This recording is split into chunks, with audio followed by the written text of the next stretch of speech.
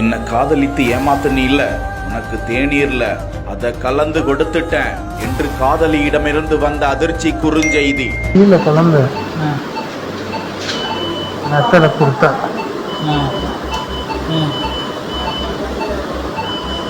கொடுத்த.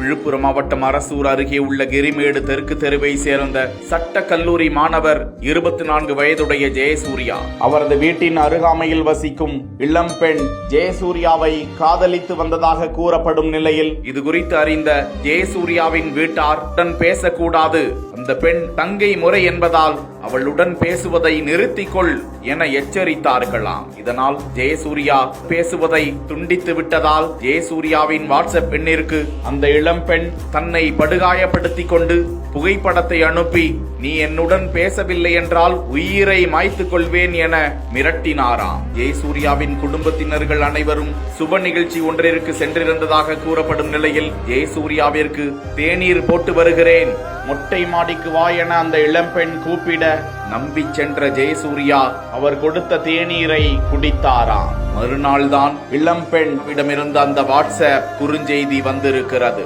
என்னையே நீ வேணாம் என்று கூறிவிட்டதால் தேநீரில் உயிருக்கு ஆபத்தை விளைவிக்கும் மருந்தை கலந்து கொடுத்து விட்டேன் என்று மெசேஜ் வர அதிர்ச்சி அடைந்த ஜெயசூர்யா முண்டியம்பாக்கத்தில் உள்ள அரசு மருத்துவமனையில் அனுமதிக்கப்பட்டு மேல் சிகிச்சைக்காக சென்னையில் உள்ள ஸ்டான்லி அரசு மருத்துவமனைக்கு கொண்டு செல்லப்பட்டு பரிசோதித்த மருத்துவர்கள் அவருக்கு மஞ்சள் காமாலையும் சிறுநீரகமும் செயலிழந்து விட்டதாக தெரிவித்து தொடர்ந்து பல நாட்களாக அவருக்கு உயிருக்கு ஆபத்தான நிலையில் சிகிச்சை அளிக்கப்பட்டு வருகிறதாம்.